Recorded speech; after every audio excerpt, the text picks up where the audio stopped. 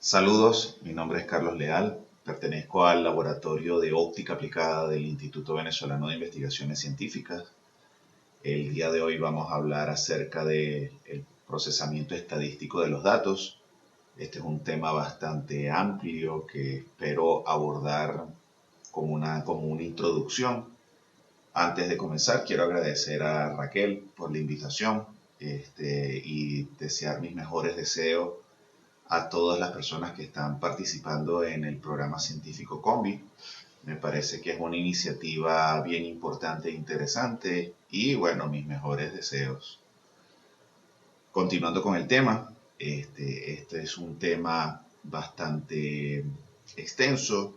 Voy a hablar básicamente en base a la experiencia que he tenido. Soy físico de profesión, he trabajado en diversas áreas de la física y bueno, a lo largo de los años, podríamos decir más de 20 años de experiencia, he tenido la oportunidad de participar en distintas áreas de investigación, las cuales me han dado ciertas herramientas y capacitaciones para el proceso estadístico de datos, cosa que es un proceso que no es trivial.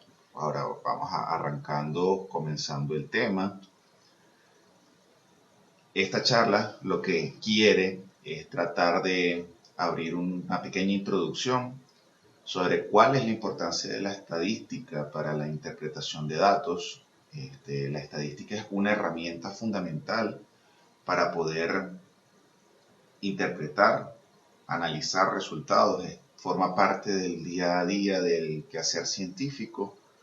Y la otra cosa que pretendo en esta charla es mostrar una breve introducción a cuáles son las herramientas que nos puede ofrecer la estadística para la interpretación de datos no necesariamente experimentales, pero bueno, vamos a arrancar primero con esa base.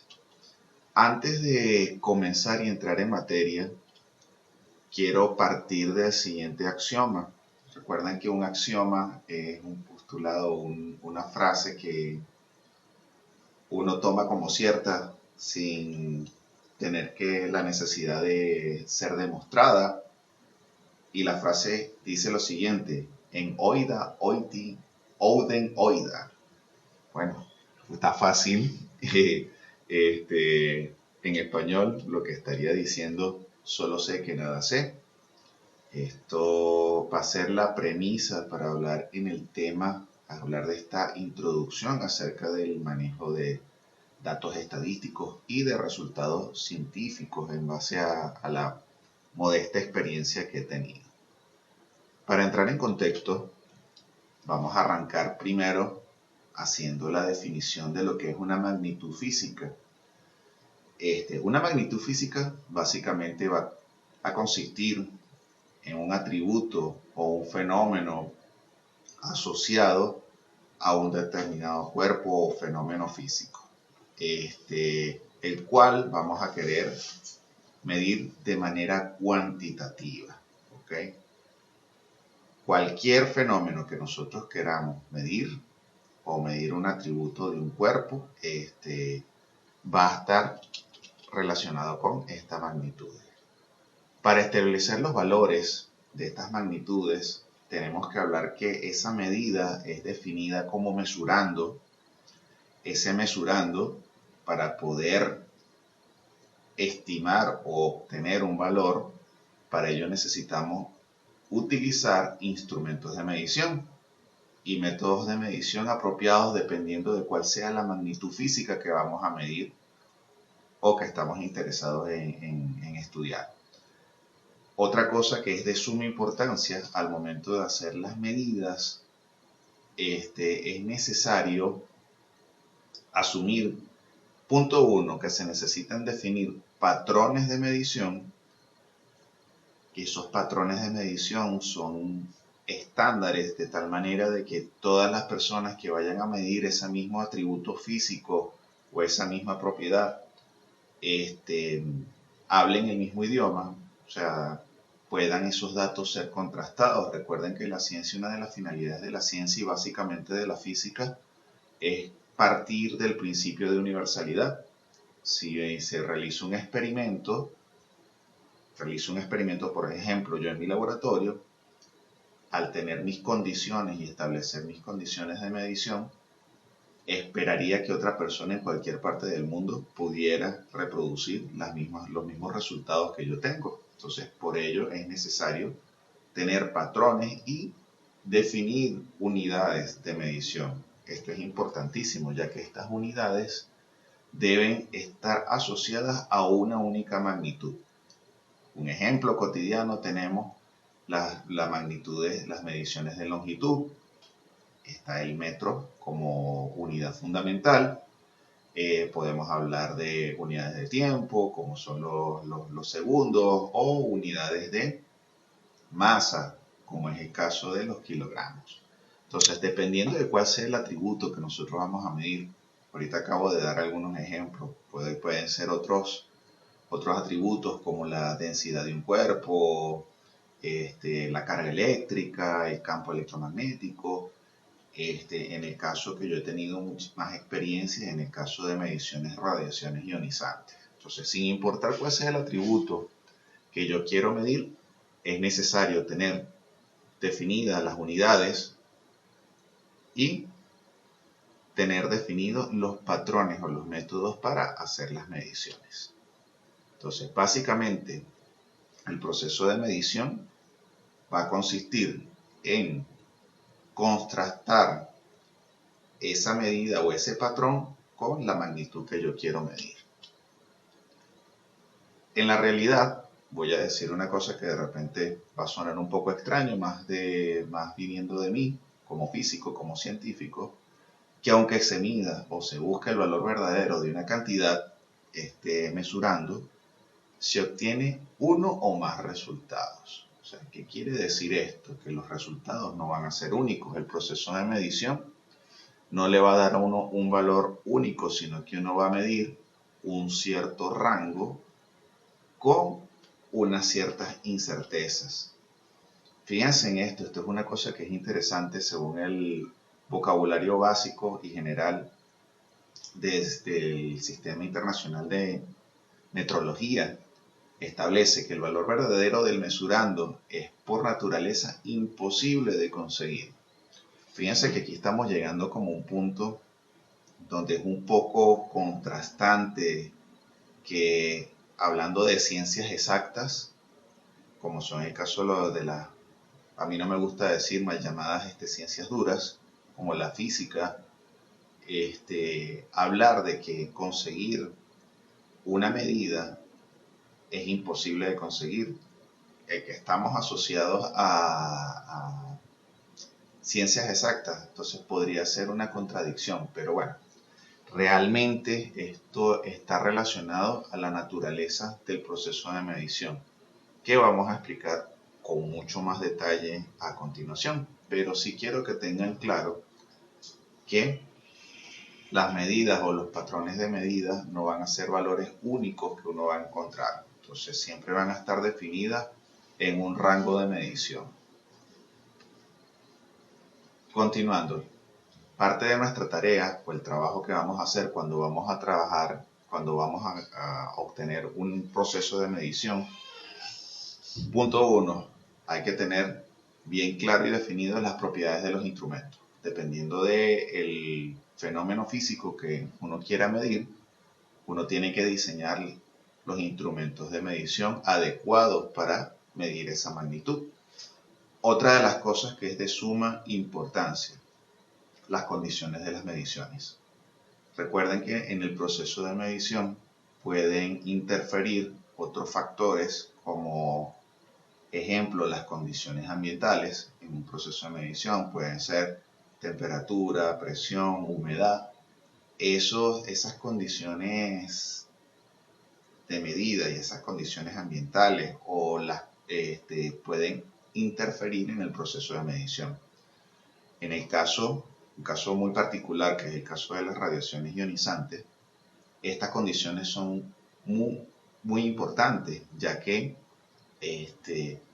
uno necesita reproducir esas mismas condiciones en el laboratorio para estimar una magnitud. Fíjense, en el caso de las radiaciones ionizantes, un ejemplo, uno envía una cámara de ionización al patrón, al laboratorio primario, y le dicen, bueno, mira, para esta cámara, un ejemplo, para haces de alta energía, se hizo mediciones con una unidad de cobalto 60, con un tamaño de campo de 10 por 10 a una distancia de 100 centímetros.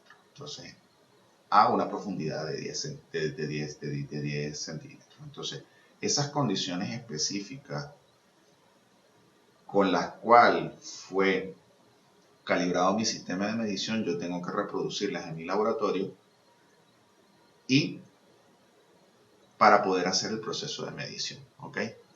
Otra de las cosas que es importante, en el caso que estas medidas sean repetidas o que coincidan, pueden darse los casos que las medidas se repitan, que haya una cierta coincidencia o una falta de coincidencias en la lectura. ¿Esto por qué, muchachos? Esto va a estar relacionado a que en el proceso de medición uno parte del principio de que el valor verdadero del mesurando es un valor que tú no puedes obtener, pero tú obtienes un rango de medición y en ese rango de medición tú puedes decir que el valor verdadero de esa magnitud se encuentra.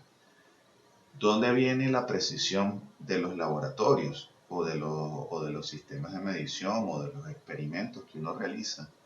En el tema de que ese rango, a medida que es más pequeño, uno puede aumentar un parámetro que se llama la precisión, que vamos a hablar de él un poquito más adelante. Otra de las cosas, otro principio del cual nosotros vamos a partir es que el resultado obtenido va a ser representativo de ese valor, de ese mesurando real. ¿Okay? Entonces, fíjense, importante, lo que yo voy a medir, aunque no va a ser exacto, no me va a decir exactamente cuál es el valor. Me define un rango, pero yo digo que el valor verdadero de ese mesurando se encuentra en ese rango. Ok. Esta es una frase que va a ser importante. Se admite que se trata de un valor ideal e inaccesible. ¿Okay? O sea, nosotros no vamos a poder medir ese valor real. Cualquier proceso de medición que yo tenga con instrumentos de medición en laboratorio van a estar relacionados a un cierto rango de incertidumbre. Importante hablar de este concepto. O sea, antes en física, cuando yo comencé mi carrera, se hablarán de la teoría de errores. Hoy en día se habla de las incertidumbres, ya que el proceso de incertidumbre puede abordar un conjunto de parámetros que no pueden ser evaluados como un error, como en la teoría de errores. Entonces, es un proceso que podríamos llamar que es más completo y que me permite estimar cuáles son las incertezas que yo voy a tener en torno a un rango de medición. En rigor, en el vocablo internacional de pesos y medidas, en el Buró Internacional, perdón, de Pesas y Medidas, se define la incertidumbre de una medida que es como un parámetro asociado a los resultados que caracteriza la dispersión de los valores de una magnitud que se mide y puede atribuirse razonablemente al mesurando. Fíjense que esta palabra razonablemente es muy importante. Fíjense que en la definición de la incertidumbre no estoy hablando que es el valor verdadero de ese mesurando, sino que es un valor o un atributo razonable. También me está definiendo y me está hablando de una dispersión. Entonces, estos valores verdaderos de estas mediciones van a estar asociadas, recuerden siempre, a un rango de dispersión. ¿Ok? Otra de las cosas que va a ser importante en el proceso de las definiciones de incertidumbres, las incertidumbres van a tener dos procesos, que son las incertidumbres tipo A y las incertidumbres tipo B, en el cual una de ellas es medida a través de estadística y la otra a través de estimaciones. Ese proceso de incertidumbre va a ser de suma importancia, ya que, por lo menos en el caso mío, yo vengo de un laboratorio de metrología y a la hora de hacer una calibración de algún sistema de medición, al usuario final hay que reportarle cuál es la incerteza asociada. Esa incerteza o esas incertidumbres también pueden tener un rango dependiendo del tipo de laboratorio. Un ejemplo, laboratorio primario puede tener un rango de error del 1.5%, un laboratorio secundario del 3%, el usuario final puede tener incertidumbres del 10%, entonces eso va a estar relacionado a este proceso de incertidumbre, o los rangos de incertidumbre van a estar asociados a el tipo de laboratorio o de ensayo que se va a hacer. Ok, ahora vamos a tratar de responder esta pregunta. ¿Qué pasos debo seguir para el análisis de los datos? Fíjense, muchachos, estos extractos los hago de un libro de metodología de la investigación. En el caso de mi experiencia como científico, no rigurosamente uno sigue estos pasos como una receta exitosa, pero quise colocarlo simplemente como para dar una idea, un indicio de cómo debería ser el proceso. Entonces, cuando uno va a hacer un análisis de datos cuantitativos, o sea, siempre esto va a estar, la palabra cuantificación va a estar relacionada a datos, los datos van a estar relacionados normalmente a procesos de medición. No todo el tiempo, hay algunas formas de conseguir datos de manera cuantitativa que no necesariamente van a implicar el uso de algún instrumento de medición o de unas pruebas o ensayos en el laboratorio. Pero a nivel general, una de las cosas que uno debería tener claro cuáles son las herramientas computacionales que va a necesitar dependiendo del tipo de análisis que va a hacer.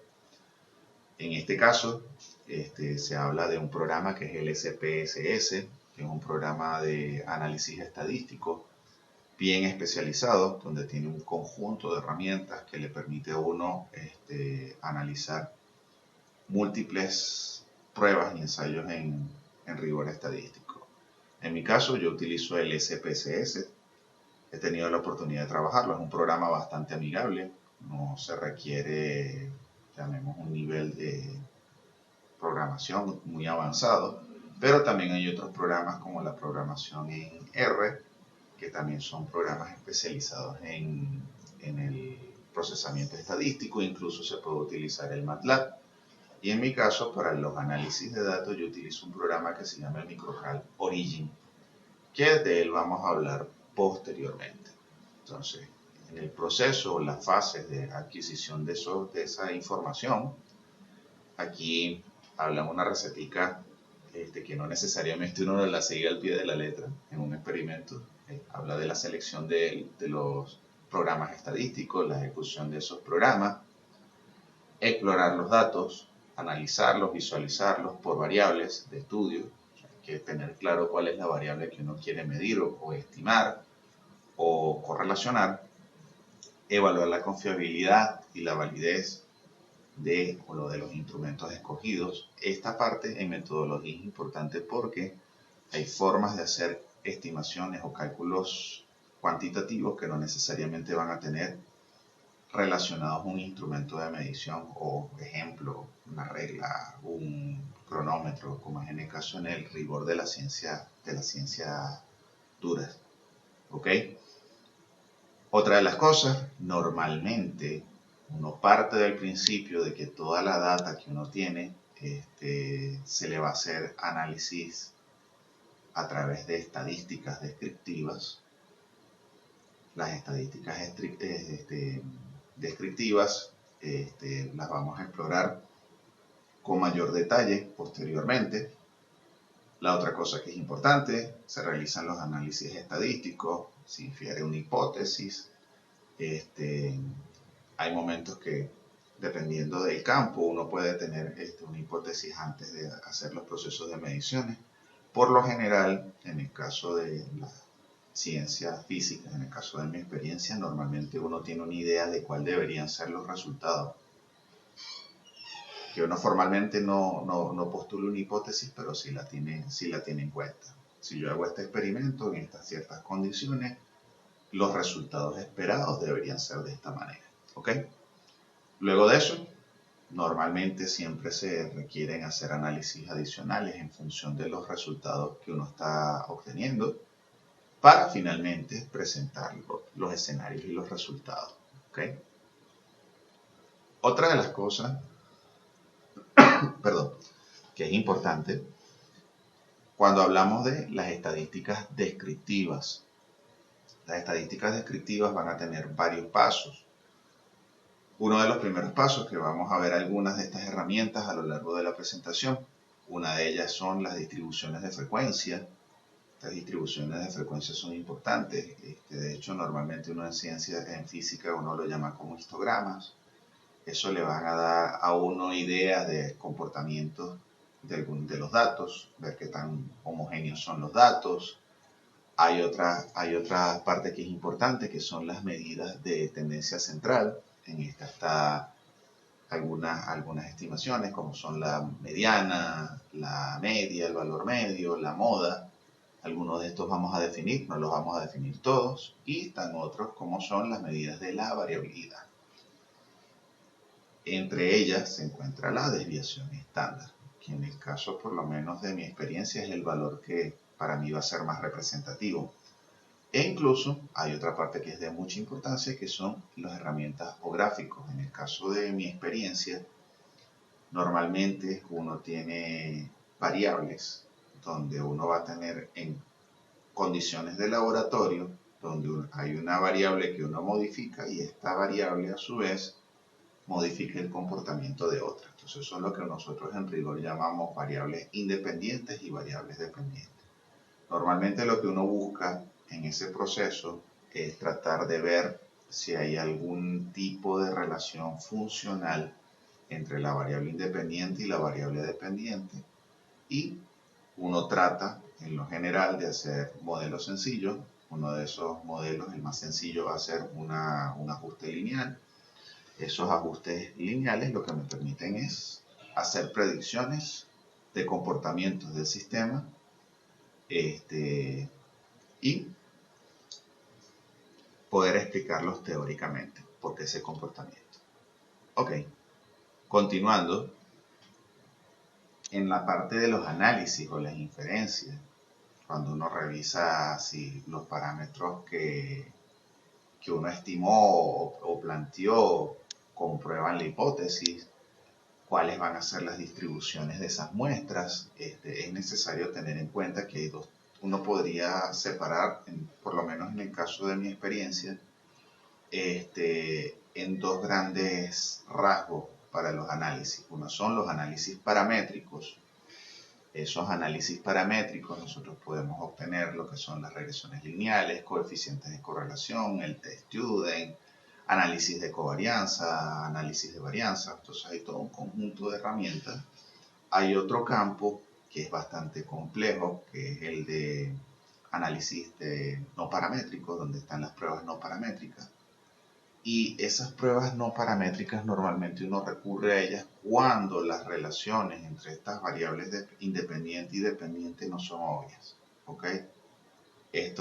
Hay otro término que son los análisis multivariados. De estos yo no he tenido una experiencia directamente en campo. ¿Ok? Ahora sí, vamos a hablar de lo que es las estadísticas convencionales, ¿ok? Y para ello necesitamos primero y principal hablar de cuál es su base, que la base es la distribución normal o conocida como distribución gaussiana. Esta distribución gaussiana va a tener unas características muy importantes. Punto 1.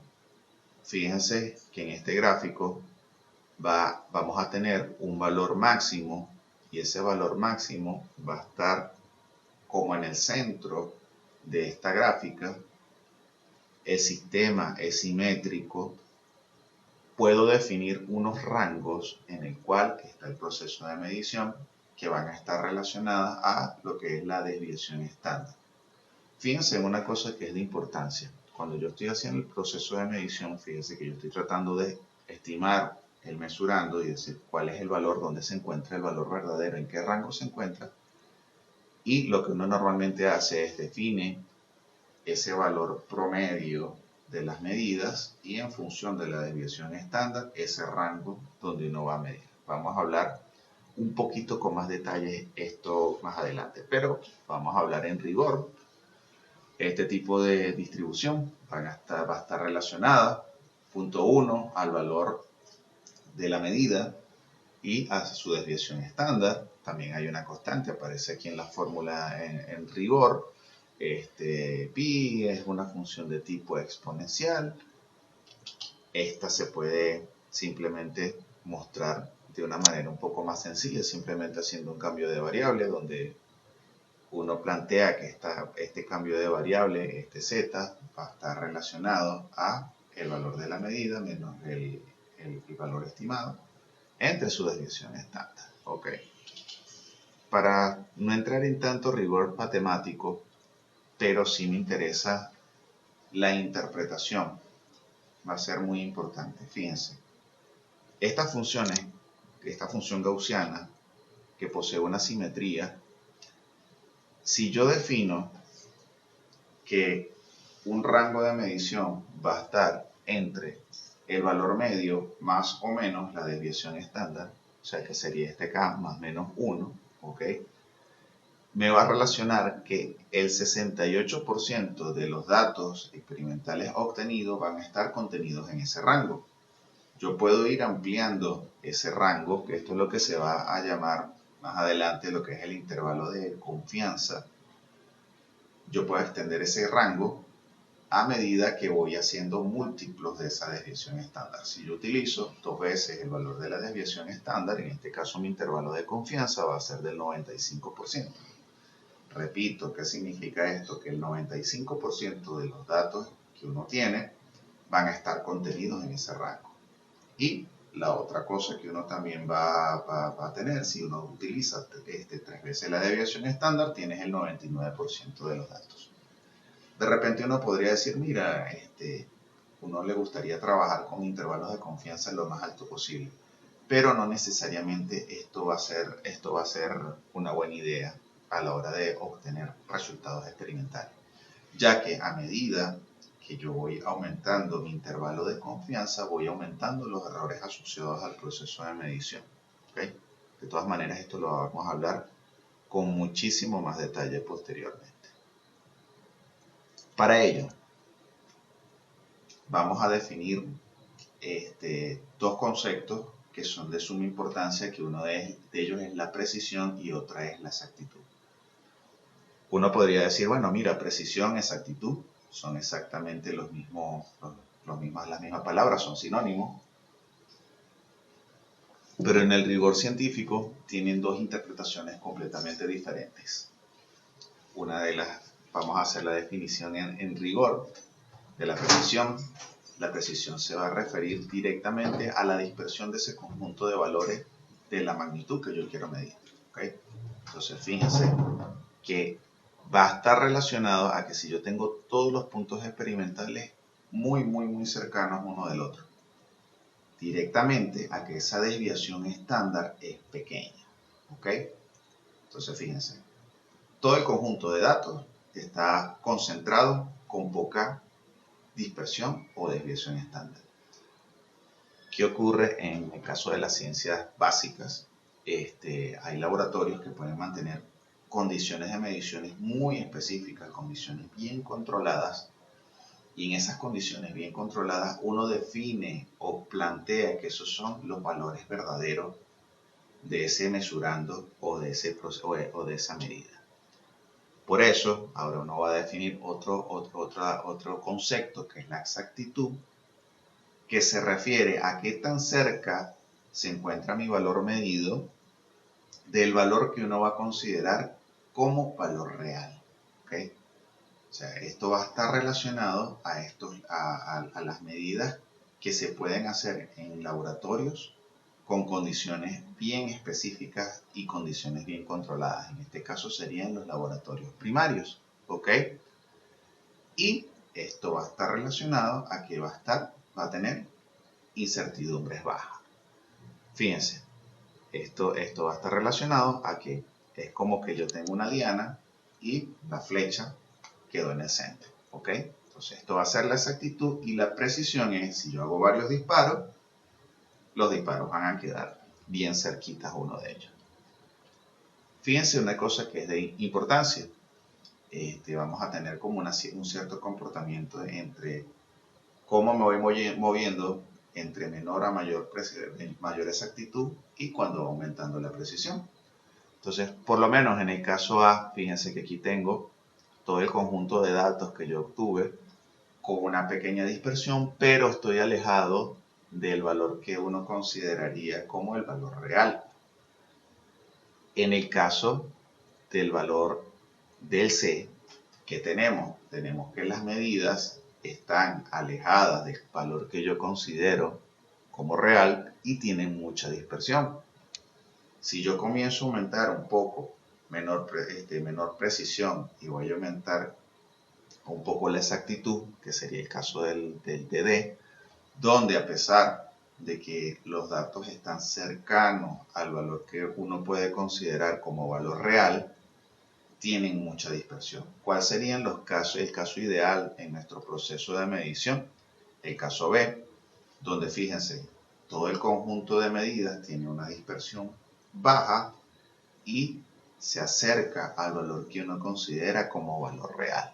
¿Okay? Entonces, en este caso, nosotros vamos a tener medidas que tienen precisión y que tienen exactitud. ¿Okay?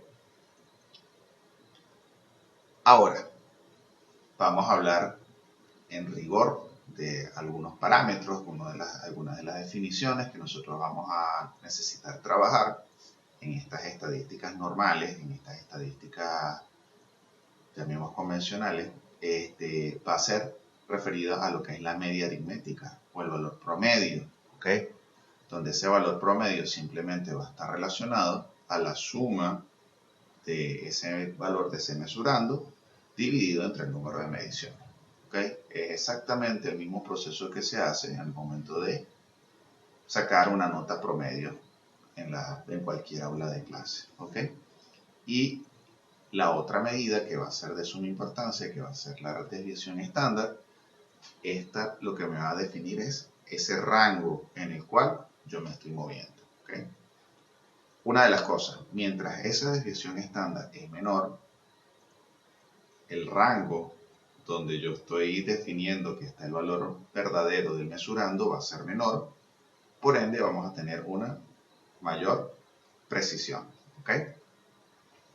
A medida que esta desviación estándar es grande, ¿cómo se puede ver esto gráficamente? ¿Recuerdan la función gaussiana, que era una función simétrica? La altura de esa campana va aumentando y la campana se va abriendo. ¿Ok? A medida que esa desviación estándar es menor, la campana se contrae, la altura sube y uno puede decir que uno va a tener mayor precisión en el proceso de medición.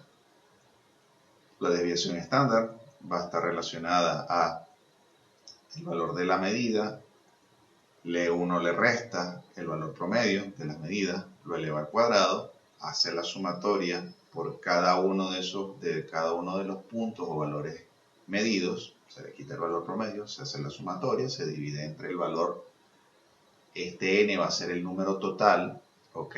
De medidas que yo tengo, menos 1 y se le saca la raíz cuadrada, ¿ok? Este es en rigor. Hay otros parámetros que para mí han sido bastante importantes a la hora de hacer un proceso de medición. ¿Por qué? Porque van a estar relacionados directamente a lo que es la precisión y lo que es la exactitud. Hay momentos en que uno hace el cálculo de la desviación estándar. La desviación estándar es un número, es un rigor, pero de repente no es tan visual, ¿ok? Entonces para eso voy a definir una cosa que es el coeficiente de variación.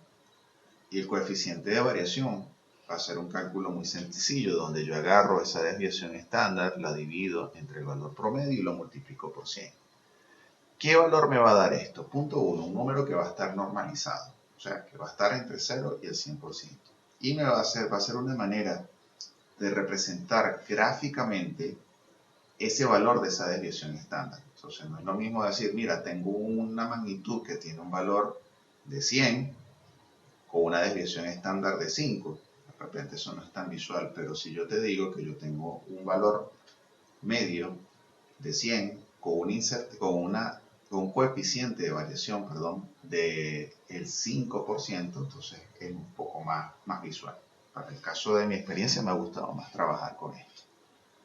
Ahora, en el caso de la exactitud, voy a tener una variable que se llama el porcentaje de diferencia, y ese porcentaje de diferencia simplemente lo que voy a hacer es a ese valor de referencia quitarle el valor que yo medí.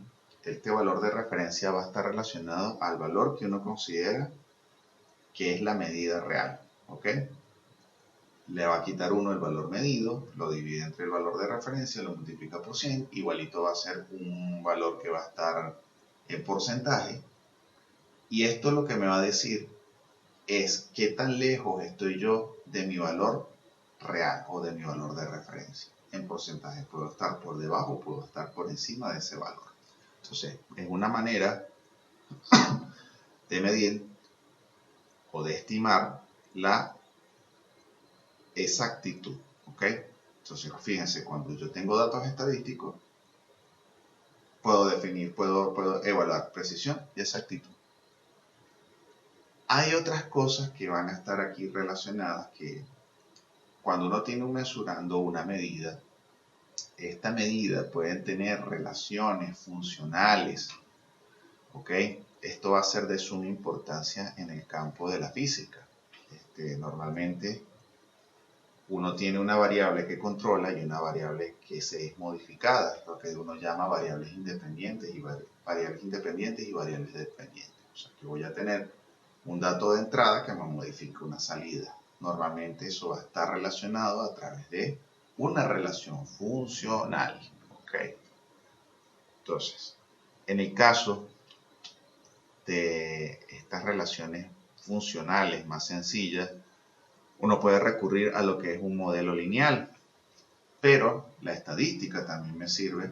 Fíjense, en este caso vamos a tener un ejemplo donde tengo concentraciones de bacterias. Aquí voy a tener una variable asociada. En este caso no voy a dar detalles del experimento, simplemente lo que quiero que se enfoquen es que tengo una variable independiente que es la concentración en unidades formadoras de colonia por mililitro, o sea, esto me está dando una concentración, y esta variable intensidad que tiene unidades arbitrarias. ¿Okay? Entonces, fíjense, a medida que va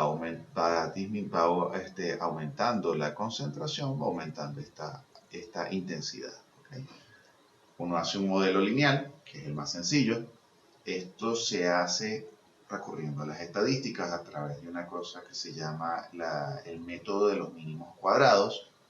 Básicamente, ¿qué va a consistir ese método de los mínimos cuadrados? Va a estar relacionado a que, fíjense, que se va a buscar la recta más óptima donde estas distancias que separan mi valor experimental de la recta sea el mínimo.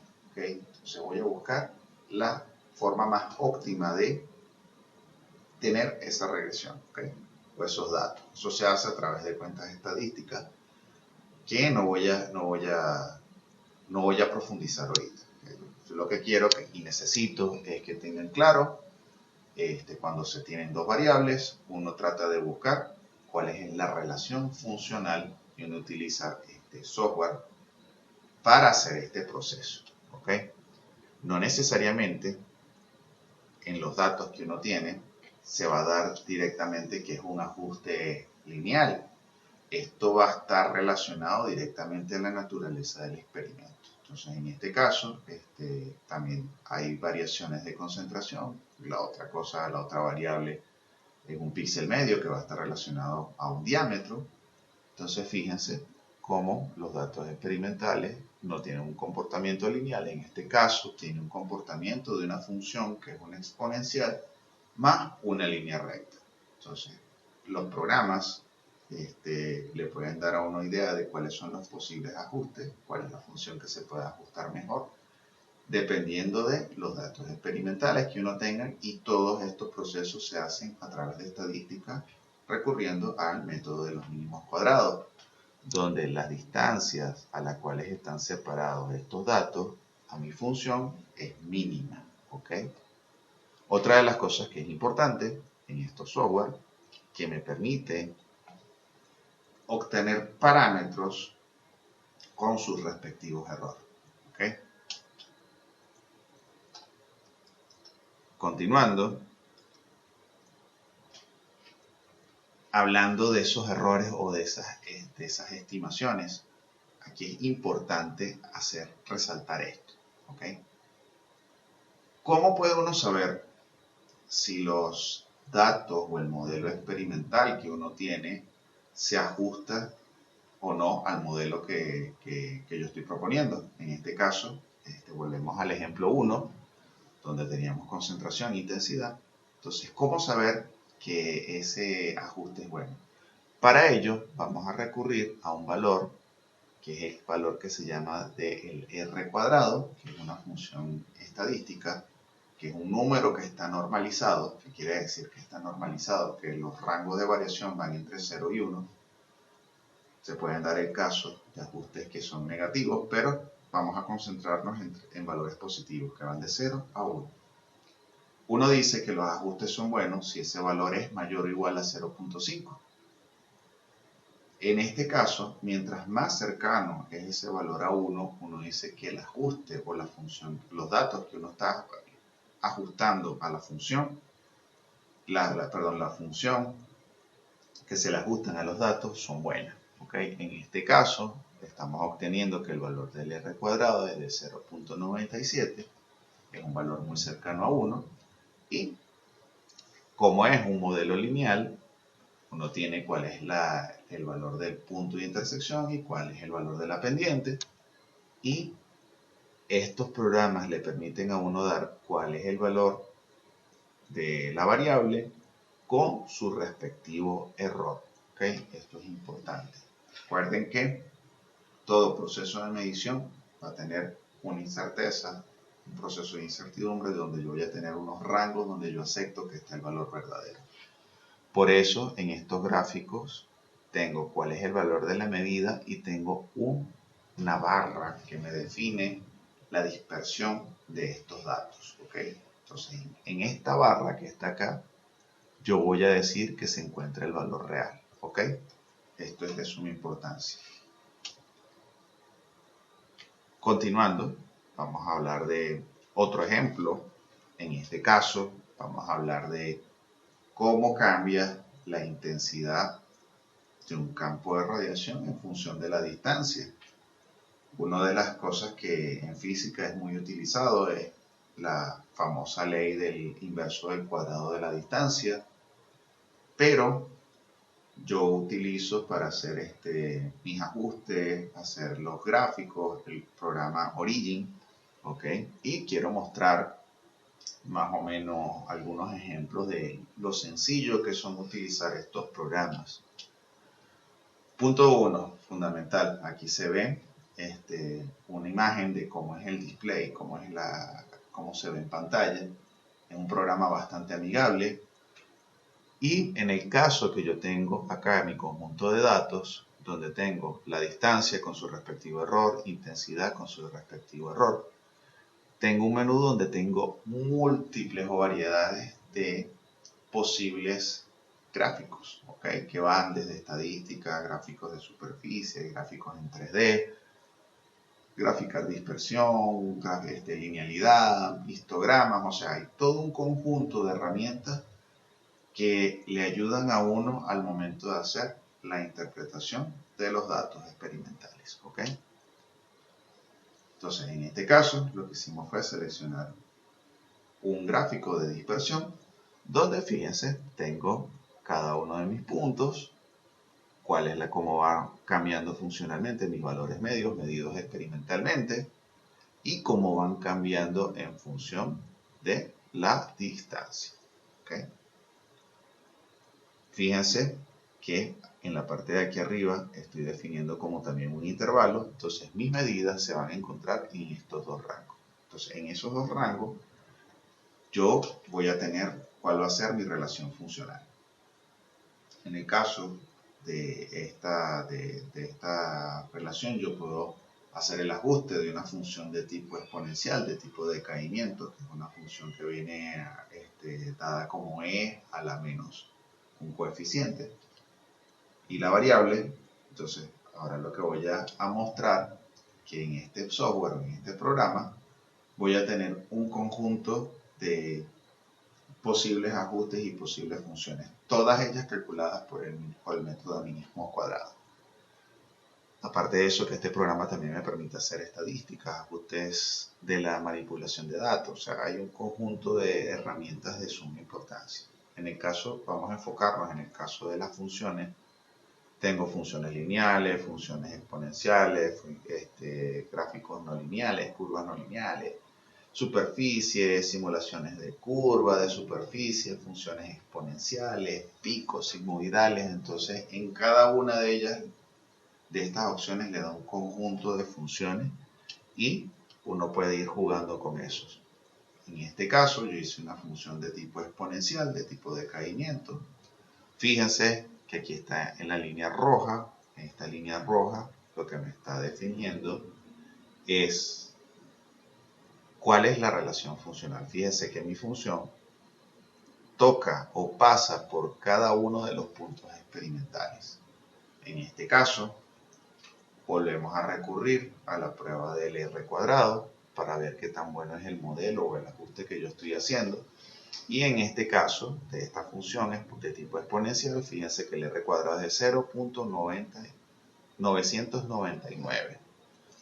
Un valor prácticamente igual a 1. Fíjense que a pesar de tener dispersión, de tener unos rangos en las medidas, mi función se puede ajustar bastante bien, toca cada uno de los puntos y puedo obtener un ajuste muy bueno con un R cuadrado muy cercano a 1. Recuerden cuál es la interpretación de ese R cuadrado. Mientras más cercano a 1, eso quiere decir que el modelo que yo estoy aplicando a mis datos experimentales funciona. ¿Okay? Si ese R cuadrado fuera más pequeño, uno podría decir que el modelo no se ajusta. Pero con esto hay que tener cuidado. O sea, no necesariamente uno tiene que guiarse ciegamente a que el valor del R cuadrado, simplemente si está cercano a 1, con eso me conformo. Uno lo que tiene que buscar es que se ajusten al comportamiento de los datos experimentales. Yo pude haber hecho para este mismo caso el ajuste de otra función, que eso es lo que vamos a mostrar a continuación, donde hago el ajuste ahora a una función de tipo lineal. Fíjense que el valor del R cuadrado es de 0.90, es un valor bastante bien. Mi función está dentro de todos los valores experimentales, dentro de los rangos de mis rangos de medida, los valores experimentales obtenidos, ¿ok? Tengo un buen valor del ajuste, pero fíjense que la función anterior ajustó muchísimo mejor, ¿ok?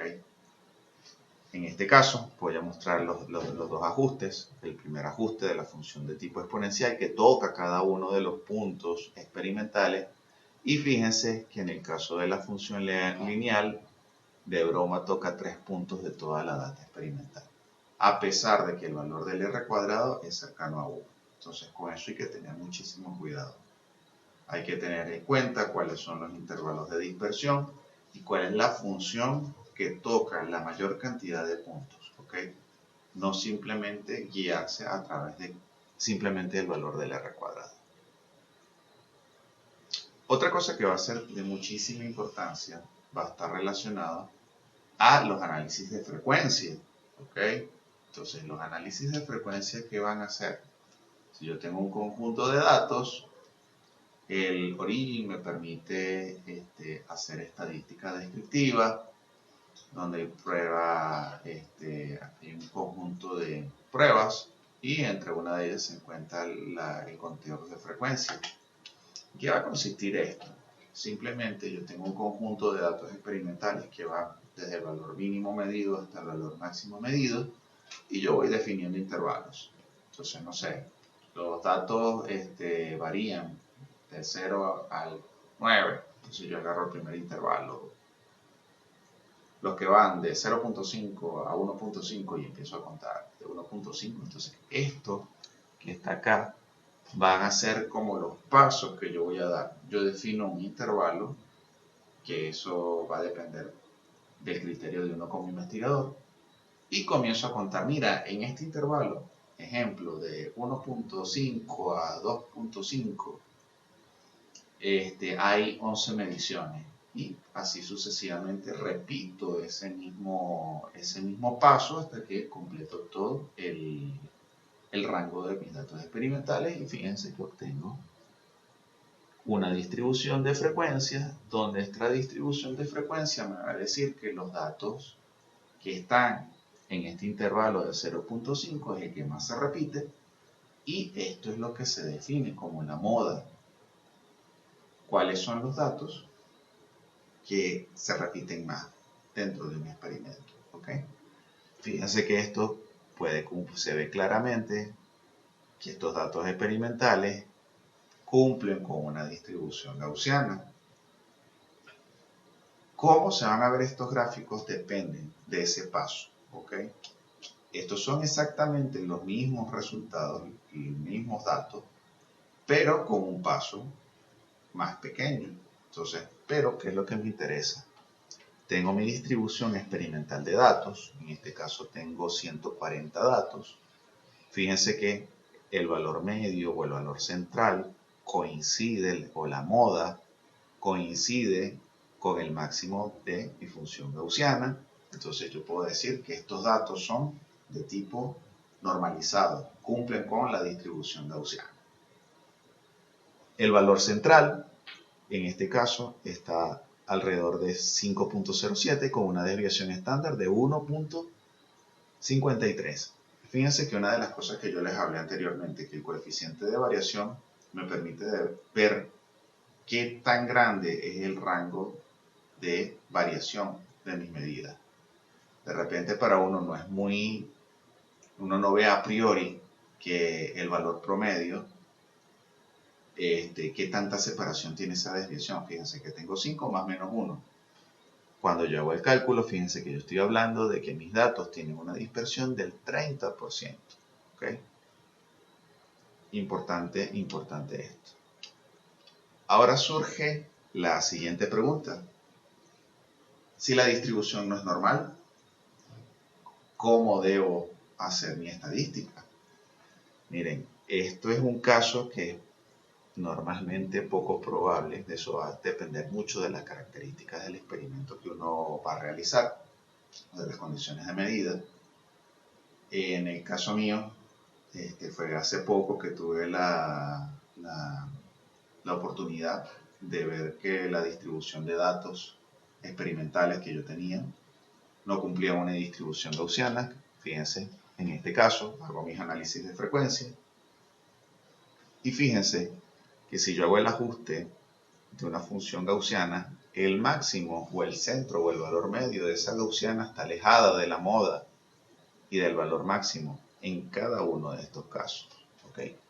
Cuando se tiene este tipo de distribuciones que uno ve que no son simétricas, punto 1, uno puede recurrir a una prueba estadística que es la prueba de normalidad, donde esa prueba de normalidad se puede hacer a través del programa SPSS.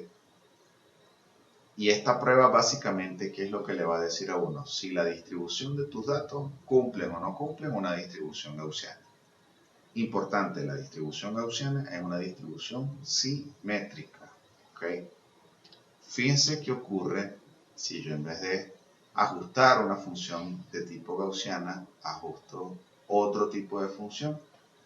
Fíjense cómo mejoró en estos dos casos el comportamiento del valor máximo de mi función con respecto a la moda que yo tenía en mi proceso de medición. Entonces, este tipo de función se llama una función extrema, donde básicamente en qué va a consistir, en que es una función que no es simétrica. ¿Okay? Fíjense que el lado izquierdo no es igual al lado derecho, se abren de maneras diferentes.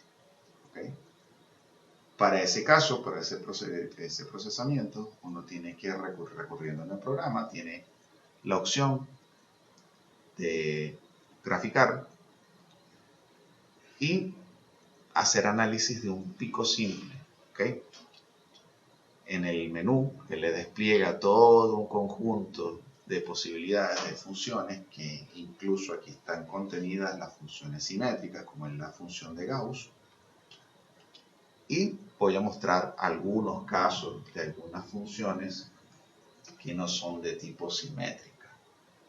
Como mencioné anteriormente, la función que es la función extrema, fíjense que son funciones no simétricas. Hay otras, ejemplo, la función bigaussiana, donde uno hace como la suma de dos funciones gaussianas y fíjense que me dan rangos de dispersión o separaciones diferentes.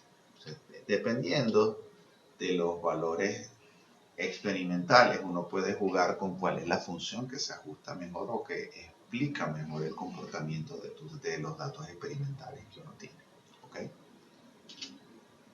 Otra cosa que es importante, ¿qué ocurre si no consigo una relación obvia entre mis variables independientes y mis variables dependientes? ¿Okay?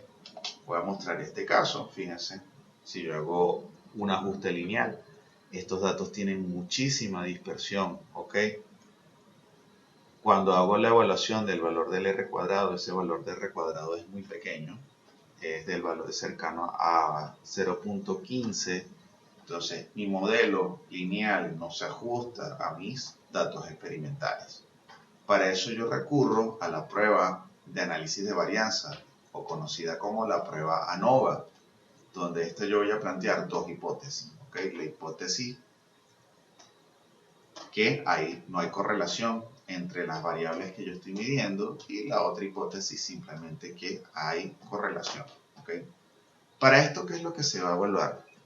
O sea, yo no voy a entrar en detalle de cómo son los cálculos, son cálculos complicados, algo complejo, y lo que realmente yo quiero es que ustedes tengan una idea de cómo hacer la interpretación. ¿Okay? Entonces uno tiene un valor de un alfa, donde ese alfa va a ser como el límite entre se cumple la hipótesis nula o la otra hipótesis. ¿Okay? Entonces fíjense, cuando este valor, o sea, voy a evaluar, va a hacer un cálculo de un sesgo que va a ser este SIG. Cuando hago el cálculo de ese valor, yo lo voy a comparar con ese valor del alfa. Aquí está. El valor del sesgo, en el caso de los datos que yo tengo acá, es de 0.39. Y este 0.39 es un valor que es mayor que el valor del alfa. Entonces, ¿qué ocurre? Si ese es el caso, va a ser valedera la hipótesis 1, donde digo que hay correlación entre las variables. Si este sesgo hubiese sido menor a 0.05, eso me permite a mí decir que no hay una correlación estadística entre las dos variables que yo estoy midiendo. ¿Okay? Fíjense que es importante que tengan claro que los mismos resultados le van dando un indicio de cuáles son los pasos siguientes que uno tiene que hacer en el proceso de análisis de datos. No es un proceso trivial, no existe una receta que yo diga, miren, yo hago estos pasos y aquí tengo garantizado cómo va a ser el análisis de interpretación de los datos. Es algo que es dinámico, que depende de la experiencia del investigador, de la pericia que uno tenga y cómo va llevando uno la interpretación de los resultados que uno va obteniendo. ¿Okay? Ahora, yo voy a hablar de otro punto que también es importante hablar cuando uno quiere aplicar estas estadísticas a poblaciones. Hasta donde yo tengo entendido, la mayoría de los que están viendo esta charla son personas que están en el área de la salud, de las ciencias de la salud. Y este punto es bastante importante, sobre todo porque de repente es un poco extraño cómo se trabaja en estos términos de cómo es hacer la definición de una población. Fíjense, La población simplemente, ¿qué va a hacer? Un conjunto de parámetros o de atributos comunes que pueden haber en un cierto universo. O sea, ejemplo, las personas que tienen el cabello oscuro, las personas que tienen el cabello claro, las personas que tienen los ojos claros. Entonces, simplemente, ¿qué es lo que voy a tener? Voy a tener un conjunto de objetos que comparten características. ¿Okay? Una de las características de estas poblaciones, cuando uno va a hacer estadística, es que estas poblaciones tienen un número muy grande y experimentalmente yo no puedo medir una variable en cada uno de los individuos que conforman esa población. Por eso uno hace la definición de una muestra. ¿Y qué es una muestra? Simplemente agarrar un pedacito de esa población y estudiarlo. Y uno parte del principio de que el comportamiento de esa muestra representa o es representativa al comportamiento general de toda la población. ¿Sí? O sea, esta es una manera de uno obtener resultados de cómo es el comportamiento de una población sin medir absolutamente toda la población o todo mi universo. Ejemplo, si yo quisiera medir algún tipo de enfermedad en toda la población venezolana, es complicado llegar a cada entrevistar y tomarle muestras, por ejemplo, muestras de sangre a cada uno de los venezolanos. Entonces, ¿qué es lo que hace uno? Uno toma una muestra. Esa muestra debería ser representativa, pero ahora viene la pregunta, ¿cómo debo yo seleccionar esa muestra? ¿Cuándo sé que esa muestra es representativa o no es representativa de mi población? Básicamente hay otros tipos de muestras, pero los que se utilizan más comúnmente son los que se llaman los muestreos, donde tú tienes una población que es infinita o con poblaciones finitas. Cuando uno se refiere a muestra infinita, es que tú no sabes cuánto es el valor de esa población. ¿Okay? Un ejemplo, uno sabe que en la cama donde uno duerme hay ácaros, pero medir exactamente cuántos ácaros hay en toda una casa, en un conjunto residencial o en una población o en el país, sería un número que sería muy complicado de hacer una estimación. Entonces, en este tipo de casos se toman como las poblaciones infinitas, por lo tanto hay que hacer un muestreo de poblaciones infinitas. Pero uno puede conocer un número. Sigo como un ejemplo la población de un país. Entonces uno puede conocer cuánto es la población de un país, cuántos hospitales hay en un país, en un estado, en un municipio. ¿Okay? Entonces, esos son parámetros que uno puede medir o cuantificar o saber cuánto es la población exactamente. ¿Okay? Yo normalmente, ¿qué es lo que hago? Yo recurro a unas hojas de cálculo. Esas se las voy a hacer llegar a través de Raquel, donde son hojas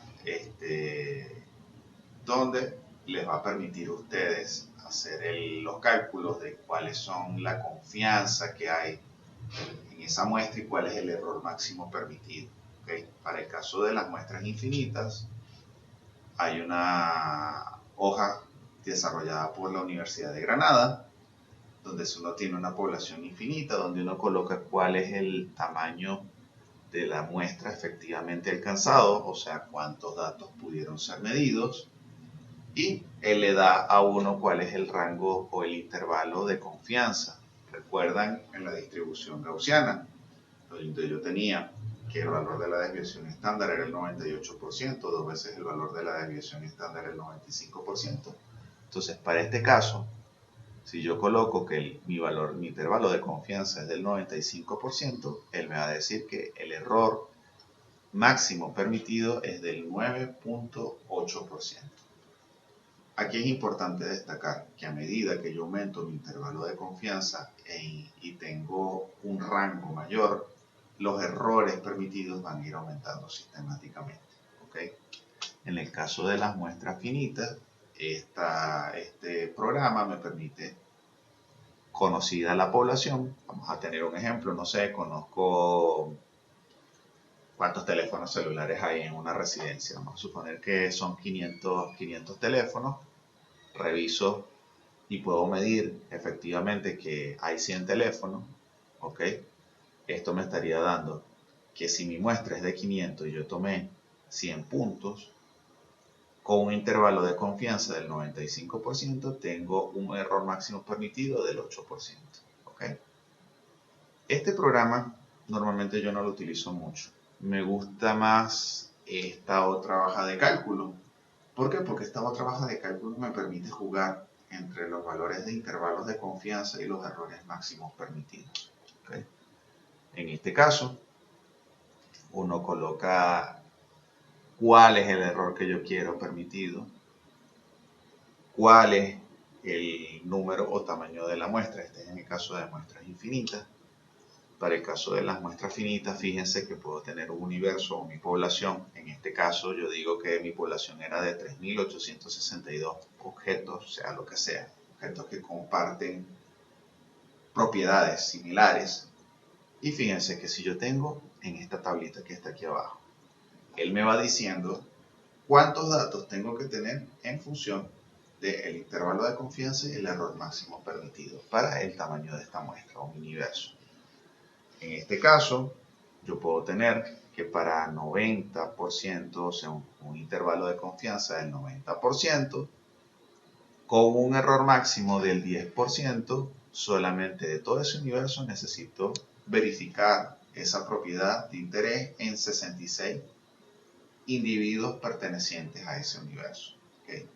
A medida que yo voy aumentando el número de mi muestra, o sea, voy aumentando el número de cosas que puedo corroborar, puede ir bajando el error máximo permitido. Fíjense, en este caso, tengo un intervalo de confianza de 90%, con un error del 9%, tengo 81 mediciones. Pero, fíjense, en este caso, que tengo 101 mediciones, yo podría jugar que estas 101 mediciones o aumento el intervalo de confianza. Fíjense que aquí con 95 tengo un intervalo de confianza de 95% y un error del 10%, o puedo jugar que mi intervalo de confianza es 90% con un error máximo permitido de los 8%.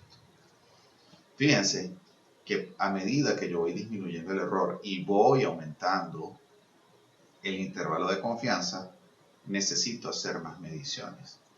En el caso más extremo, donde yo tengo un 99% de un intervalo de confianza, recuerden que esto estaría representando 3 veces el valor de la desviación estándar, con un 1% de error máximo permitido. Fíjense que de esta muestra de 3.868 individuos necesitaría medir 3.135. Entonces, a medida que yo voy aumentando el intervalo de confianza y voy disminuyendo el error, tengo que hacer más mediciones. ¿Ok?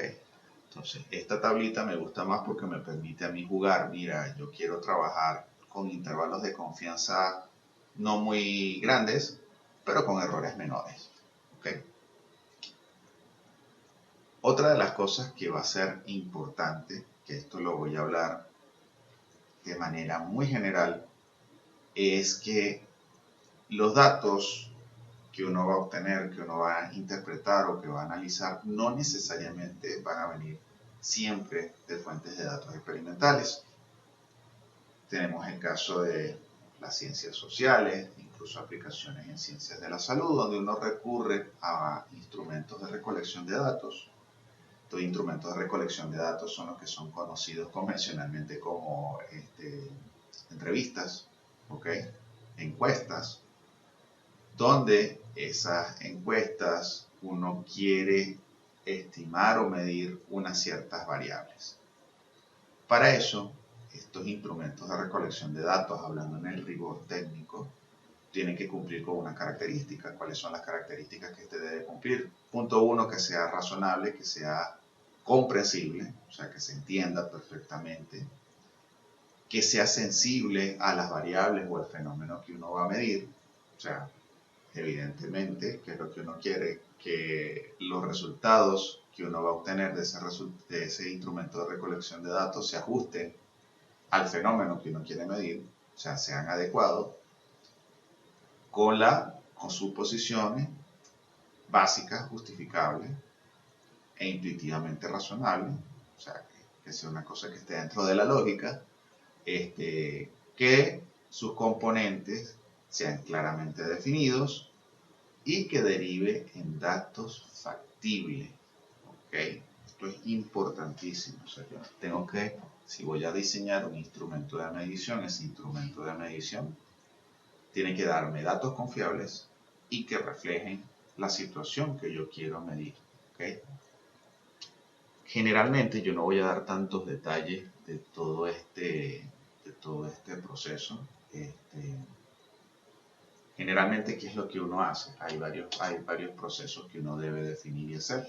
El primero y principal, la definición o el diseño de ese instrumento de medición.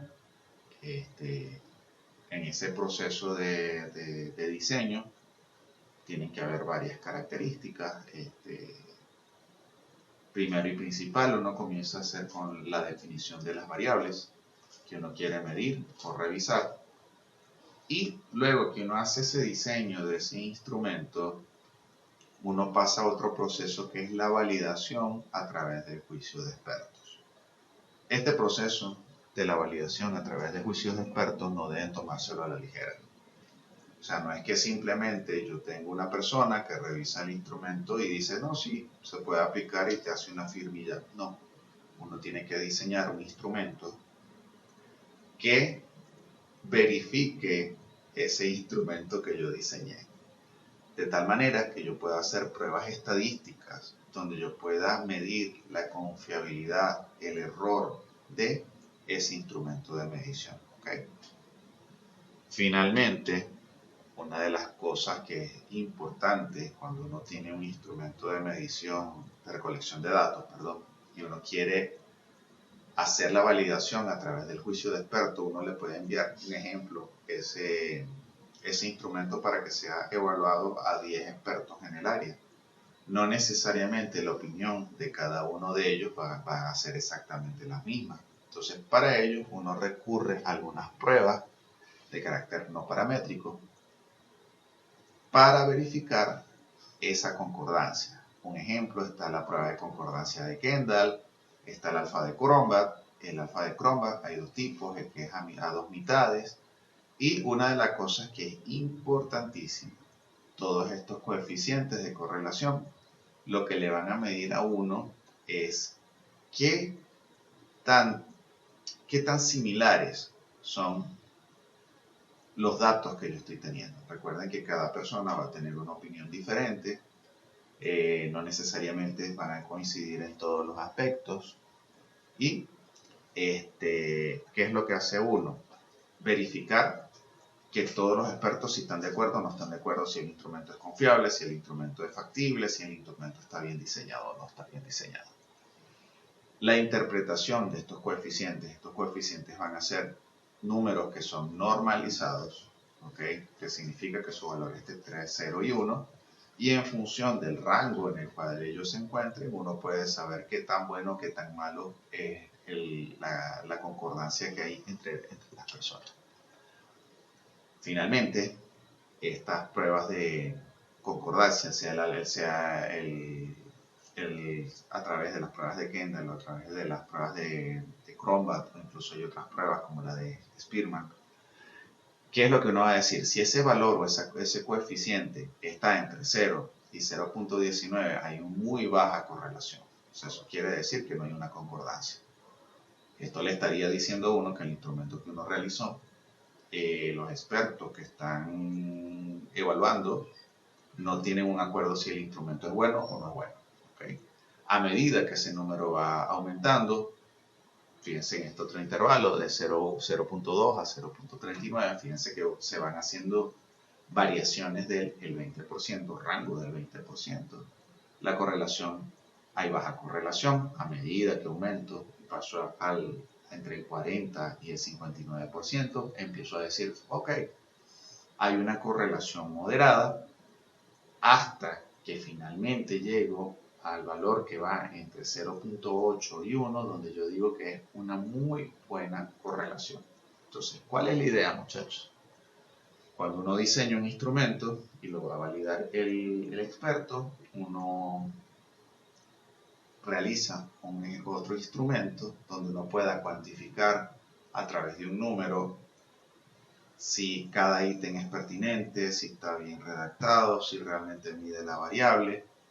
Y como yo ese instrumento se lo voy a dar a varios expertos en el área para que me evalúen, evalúo cuál es la concordancia que hay entre los expertos. Si realmente todos consideran que el instrumento es adecuado, que el instrumento sí va a medir las variables,